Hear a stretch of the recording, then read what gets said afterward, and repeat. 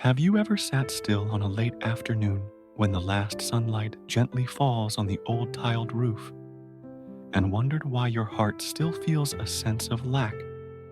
Not lacking food or clothing, not lacking someone beside you to talk to, not lacking dreams that are gradually taking shape, but a silent, subtle sense of lack deep in your heart, like a void without words, a feeling of not enough, not peaceful enough, not secure enough, not satisfied enough.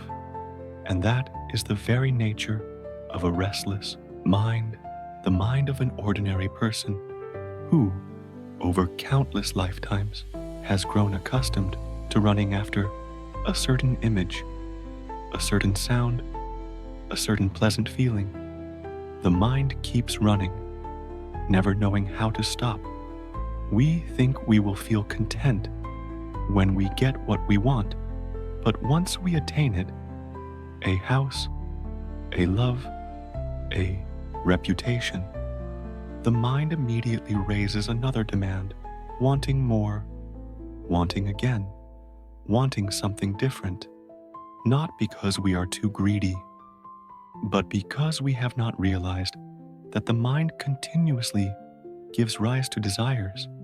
It is not because the object is not enough, but because the mind itself refuses to stop. The Buddha called this the mind of craving. The mind of craving is like a thirsty person walking on the sea. Water is everywhere, but the more you drink, the thirstier you become. Drinking salt water only intensifies the burning thirst.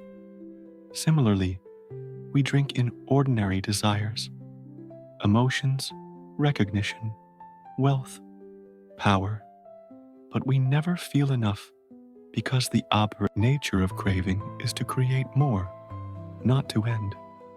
The more you grasp, the more you lose. The more you try to hold on, the more it slips away. The more you run, the more you get lost.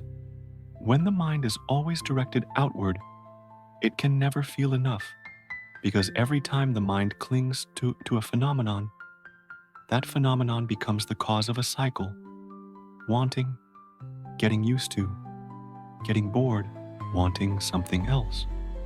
A cycle with no end. A Zen master once said, "The contentment of an awakened person does not lie in what they possess, but in the mind not being pulled by what is there."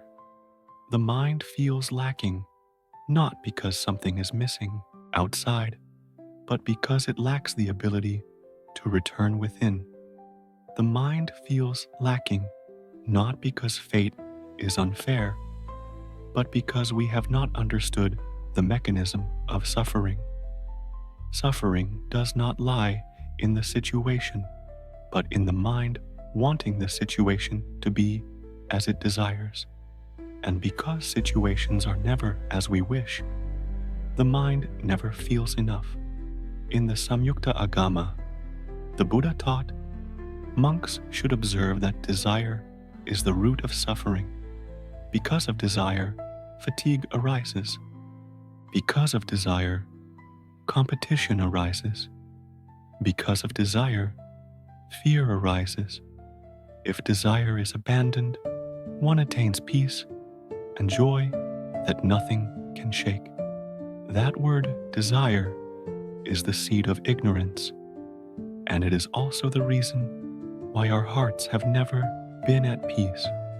We live in an era where everything is driven by lack. Marketing teaches us that you must have this item to be complete. Society teaches that you must have that relationship to be considered happy. And the mind, already addicted, only gets drawn deeper once it gets what it wants.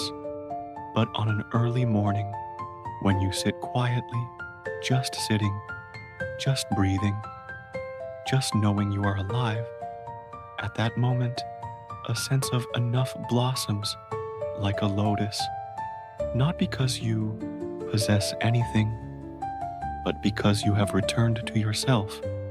We have run very far. Now is the time to stop. There is no need to seek anything else.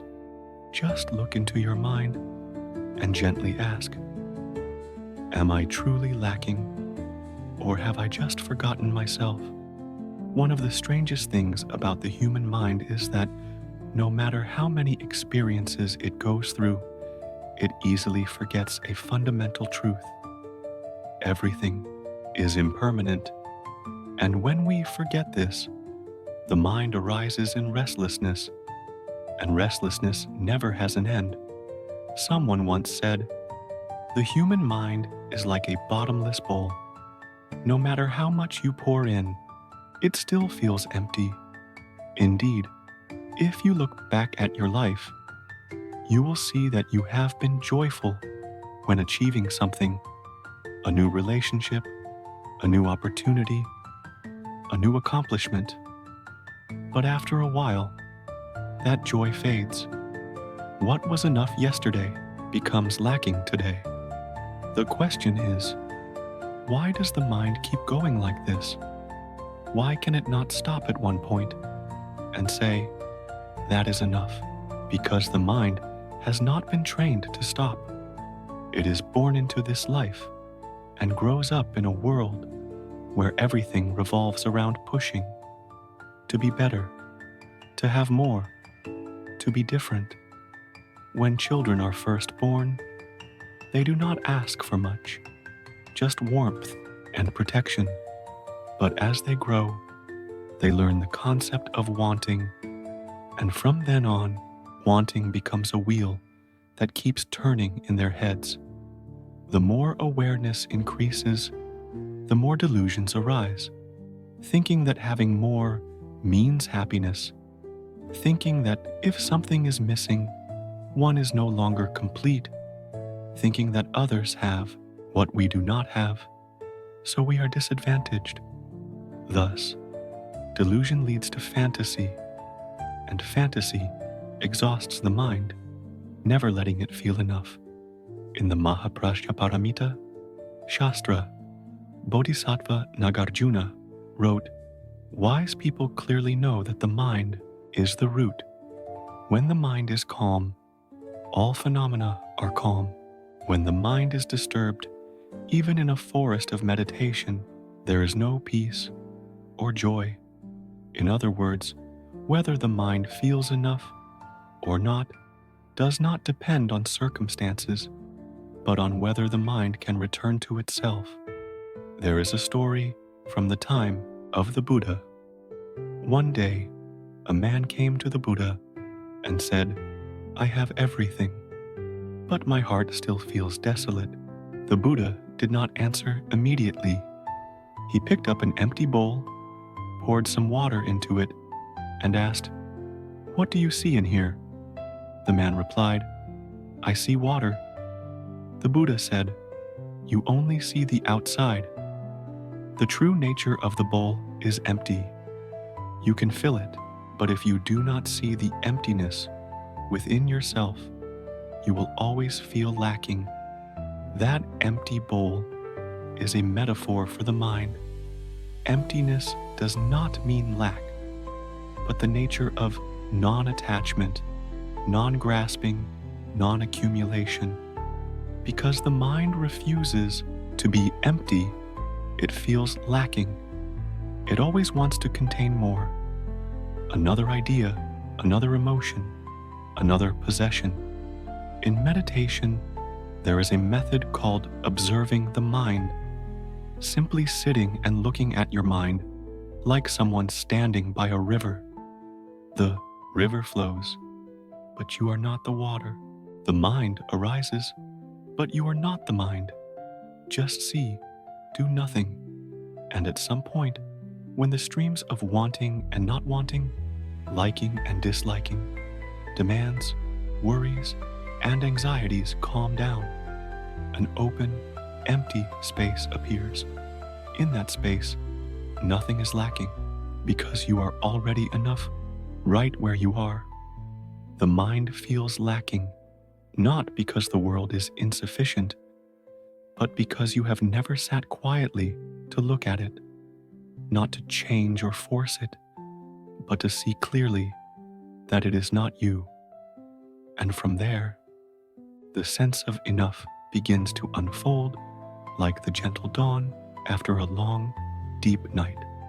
Once, while giving a Dharma talk at Jetavana Monastery, the Buddha asked the monks, "Monks, if someone tries to fill a bamboo basket with water and then complains that it is never full, what do you think?"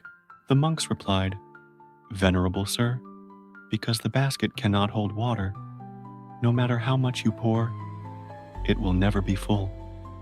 The Buddha smiled gently and said, "Likewise, the mind of an ordinary person is a basket full of holes. It wants to contain happiness, to keep satisfaction, but because it does not mend the leaks, it always feels lacking, always feels suffering. That bamboo basket is the untrained mind, and its holes are greed, anger, delusion, arrogance, and doubt. Greed makes us always feel we lack something to cling to. Anger makes us reject what is already there, just because it is not to our liking. Delusion prevents us from seeing the impermanent nature of life. Arrogance makes us compare and think we deserve more. Doubt makes us distrust even the peace that is present. The mind has never been at peace because those holes have not been filled with mindfulness. Some people, looking at life, only see what they do not have. But those who practice looking at life see what is already enough for practice. Just a simple vegetarian meal, a quiet place to sit, a deep breath. These are already great conditions for transformation. We do not stop to be grateful for what we have, so we always feel lacking. We do not stop to look deeply into our desires, so we mistakenly think we need something more from outside. But in truth, what is most needed is the mind's ability to stop. The truth of the mind is, when the mind knows how to stop, even suffering becomes an object for contemplation. When the mind does not stop, even happiness becomes a reason to give rise to new suffering. One afternoon in India, a poor man came to pay homage to the Buddha and cried, "I am so miserable. I have nothing." The Buddha asked, "Do you have two eyes?" "Yes, Venerable sir."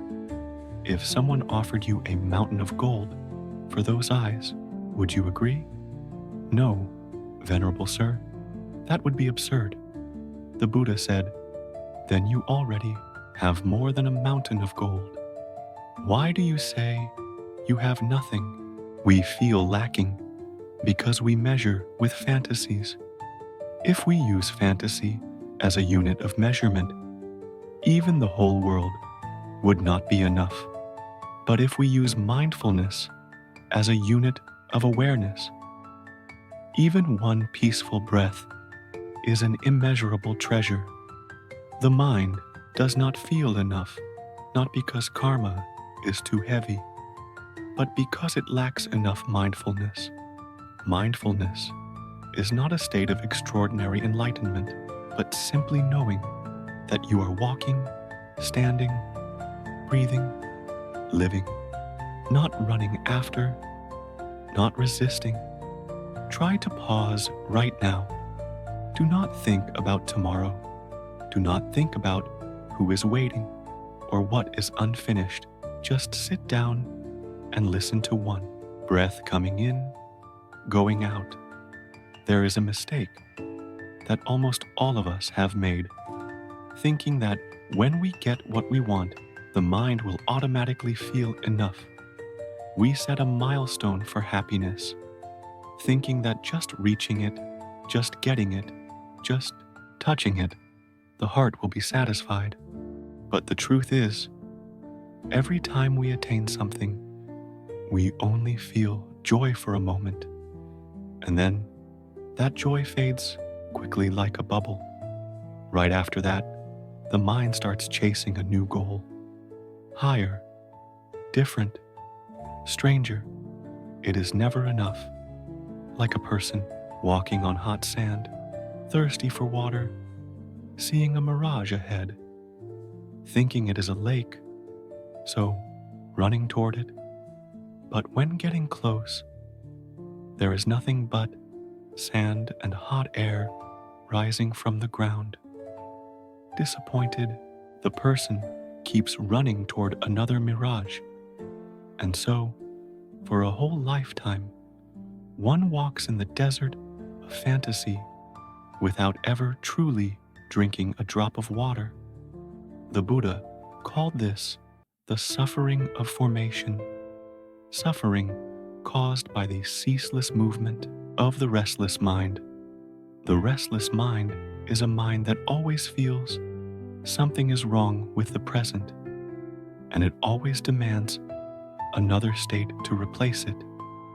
Deep down, the restless mind is a rejection of the present moment. It believes that now is not enough. Only when there is that in that place, with that person, will it be enough.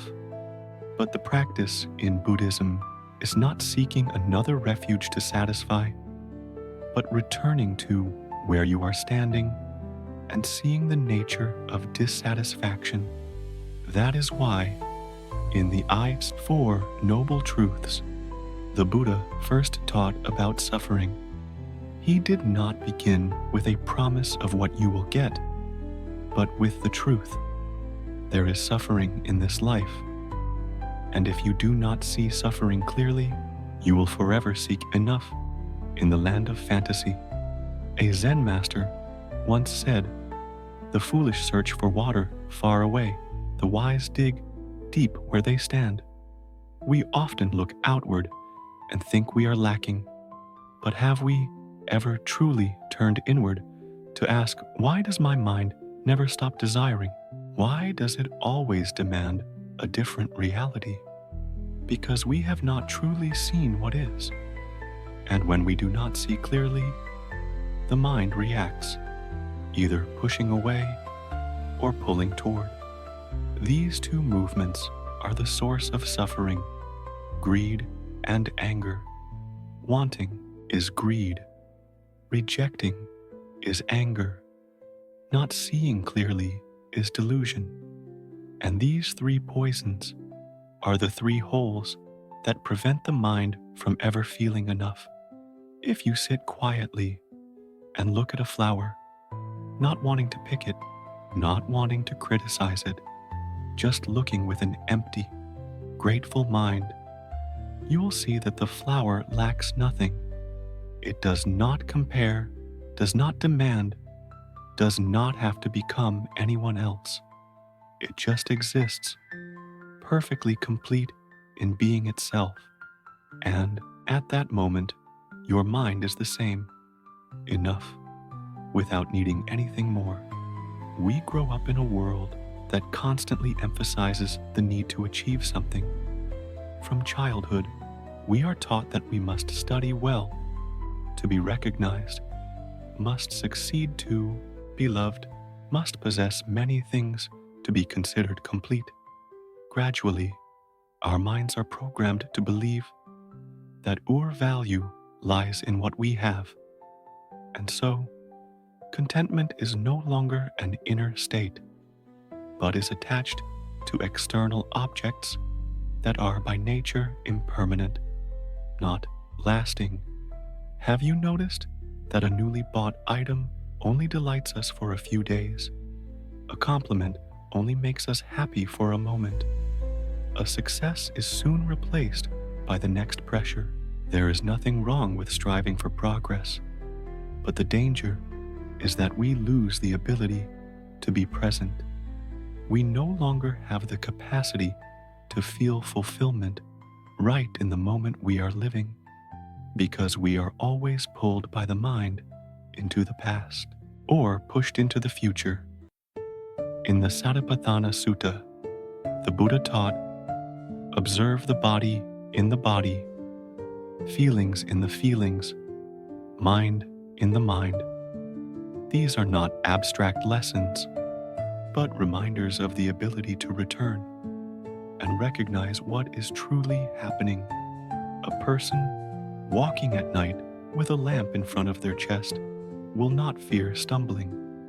Similarly, a person living with mindfulness will not be deceived by the feeling of lack. There is a Zen story.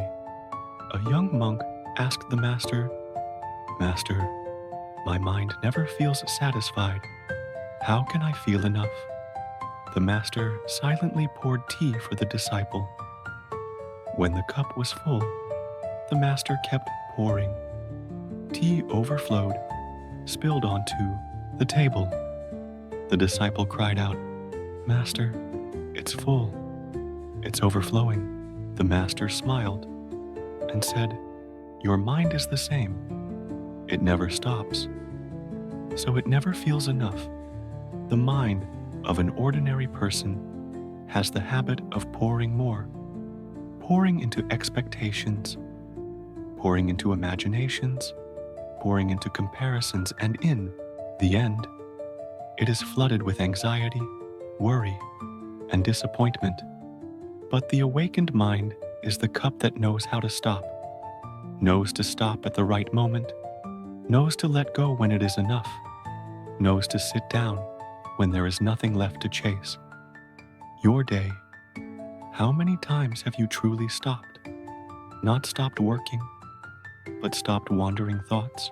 Just 1 minute of sitting quietly, not needing to do anything, not needing to achieve anything, just seeing the breath, listening to the birds, feeling how your heart is moving. At that moment, you will realize that enough does not come from accumulation. Enough comes from the ability to live deeply into this moment. And this moment always has everything. It is just that we no longer see because the mind is always searching elsewhere. When a person begins the path of practice, the first thing they realize is not peace, but a chaos within their own mind. After years of living by habit, by reflex, by conditioning, now they see clearly that their mind never truly stands still. It constantly thinks, constantly evaluates, constantly demands, and that demand seems to be for the better. But deep down, it is a manifestation of insecurity.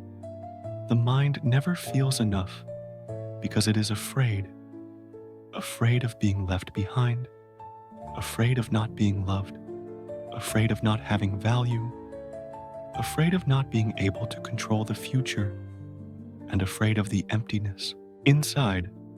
Because of fear, the mind tries to fill itself, collecting from outside titles, possessions, relationships, self-image.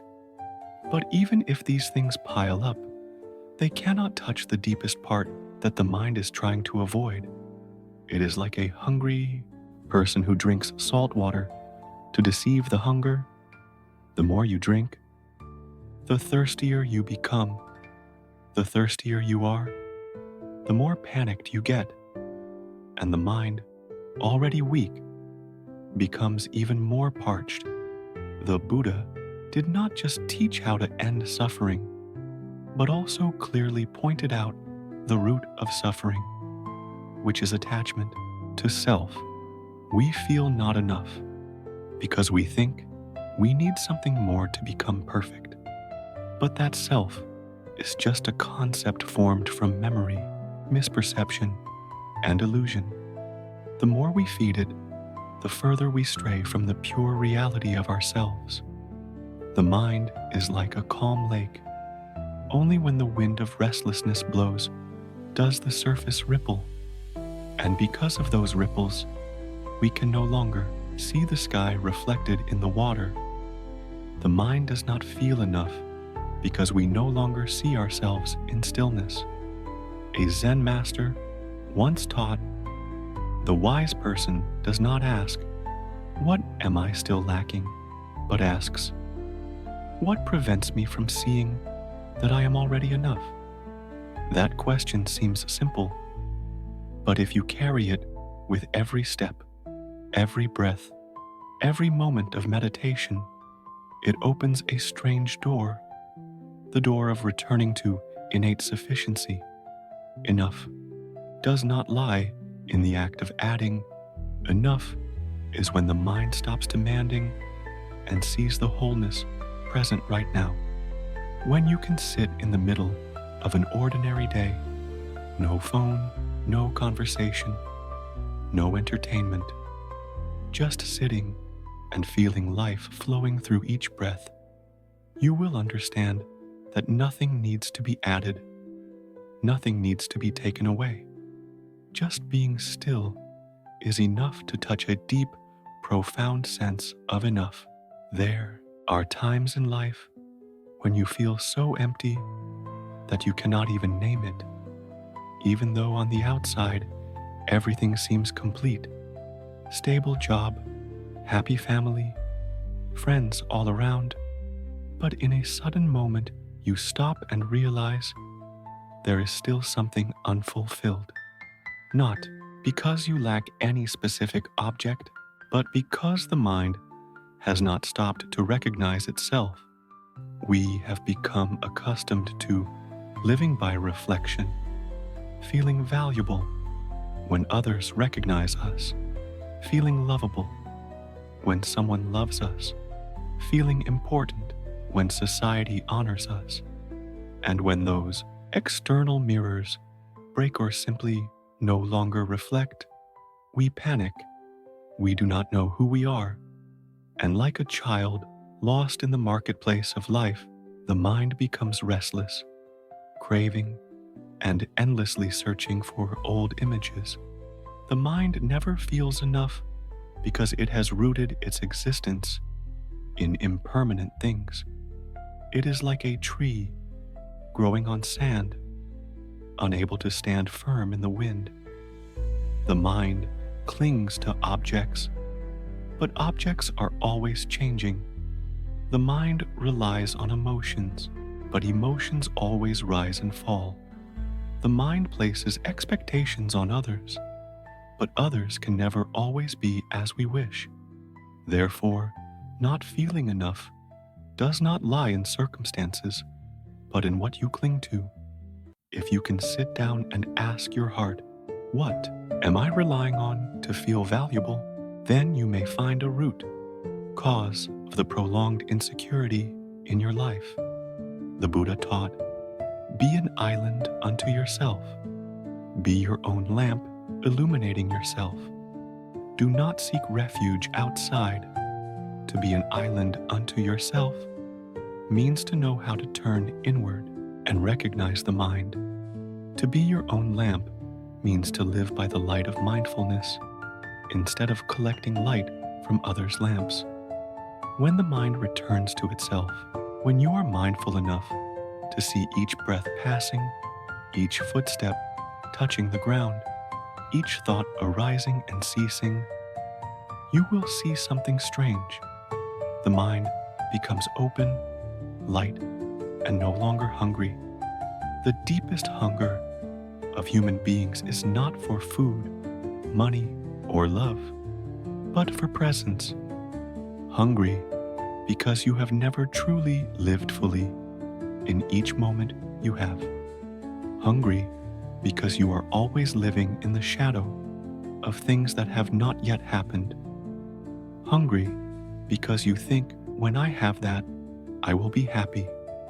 But when you stop and listen to the silence within, you will see that what is called enough has never left you. It is only obscured by the dust of restlessness. Perhaps you have heard someone say, "We are already enough." It sounds nice, but in reality, when facing real worries, money, illness, broken relationships, an uncertain future, that saying suddenly feels distant, even hard to believe. How can you say you are enough when your heart still feels something missing so deep that you cannot name it? How can you feel complete when in the middle of the night, loneliness suddenly rushes in like a silent wind piercing through your chest? The answer is not in denying those feelings, but in the ability to sit with them without running away. The Buddha did not teach us to ignore suffering. He taught us to look directly at it, like a skilled doctor who does not treat symptoms, but goes straight to the root of the illness. And the root of that illness is the mind always wishing for a reality different from what is.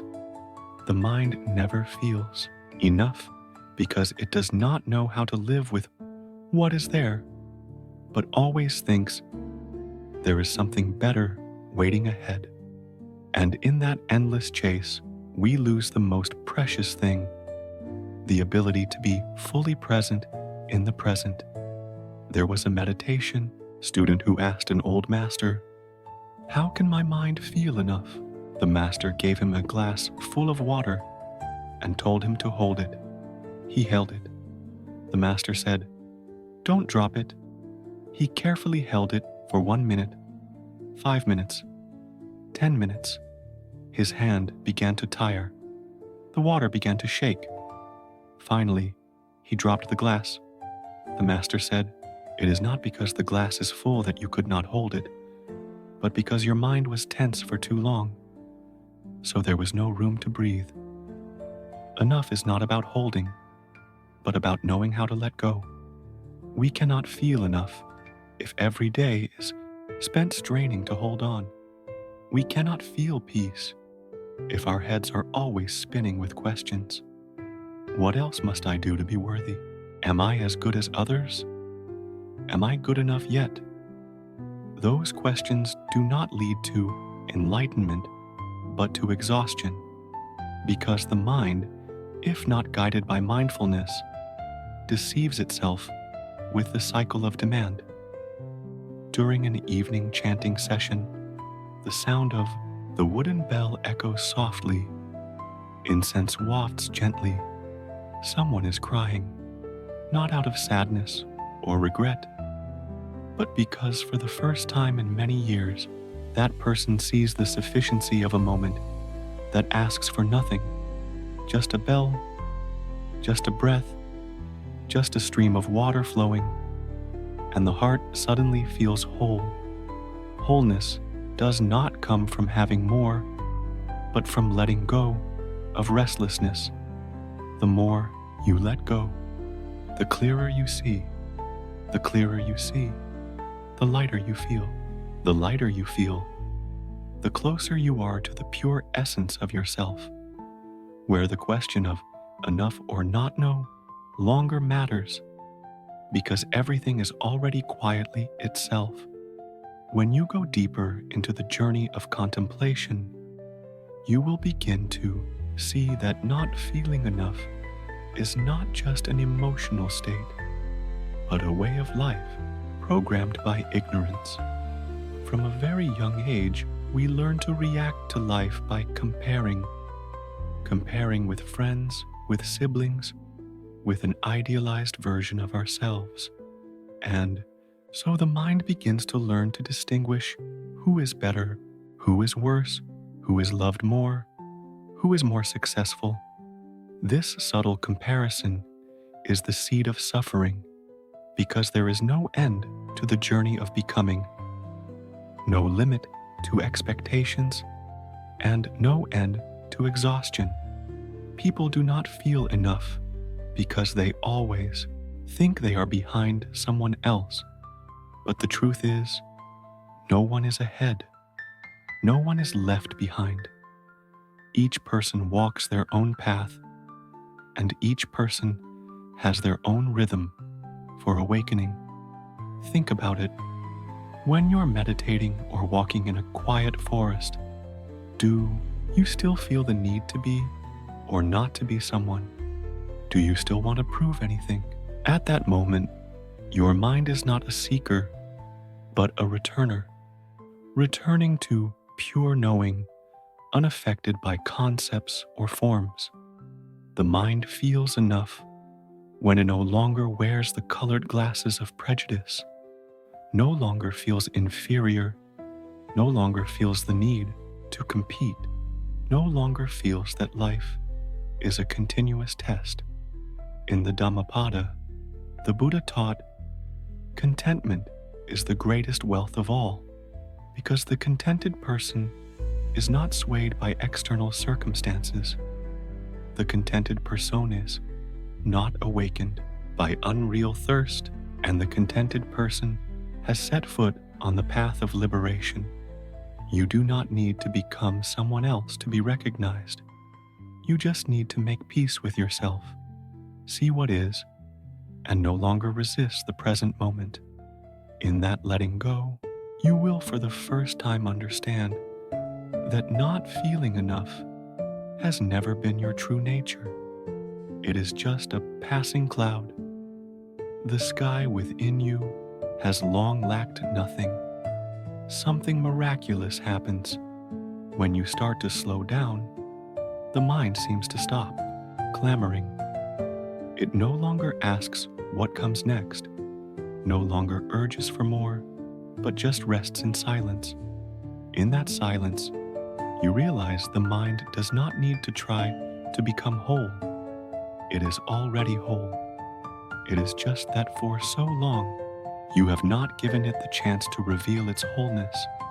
A lake naturally becomes calm when there is no wind, just as the mind naturally becomes peaceful when there are no restless thoughts. We go through so many years of life, always thinking that fulfillment lies in the future, that when we reach a certain state, we can be happy. We can stop. But do you see, even when you achieve what you once longed for, your heart still feels like a field that has not yet bloomed?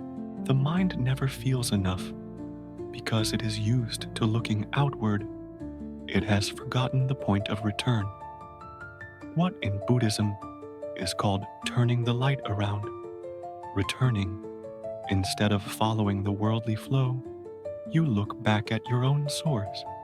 See that what is wanting, what is thinking, what is fearing are just waves, while the true mind is always unmoving, like the depths of the ocean.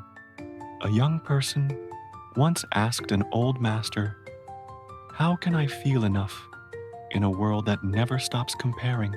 The master pointed to the moon and said, "Do you see the bright moon?" "Yes, master." "Does the moon try to be bright?" "No, master." Exactly. The mind is the same. It is bright because it is inherently bright. Only clouds obscure it. Do not try to add light, just let go of the clouds. We have become accustomed to accumulating knowledge, experience, fame, wealth. But practice is a journey of subtraction, letting go of expectations, letting go of competition, letting go of fear, and finally, letting go of the self that wants to possess enough. It is not easy, but it is not out of reach. Just sit down today, not to do anything, not to achieve anything. Just sit and listen to your mind breathing. You will see what millions seek, that enough is right here in this moment when you do not need to become anyone. Just be and be in the deepest silence